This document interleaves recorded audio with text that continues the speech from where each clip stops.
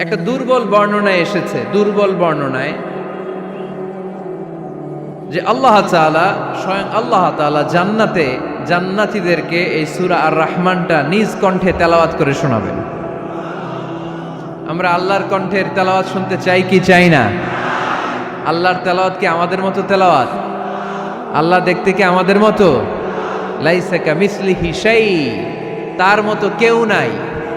তার মতো কেউ আছে? তার মতো কেউ নাই। তিনি তার মতো। তিনি কার মতো? তিনি তার মতো। লাইসা কামিসলিহি শাই।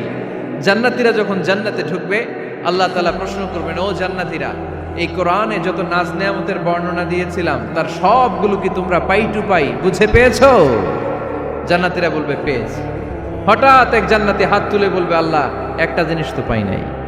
সবাই বলে পাইছি, তুমি পাও নাই। কি পাও নাই? কয় আমনেরই তো পাই নাই। সুবহানাল্লাহ পড়বেন না? আপনাকেই তো পাই নাই। সব দেখলাম, সব খাইলাম, সব দেখলাম, কিন্তু আপনারে তো দেখলাম না।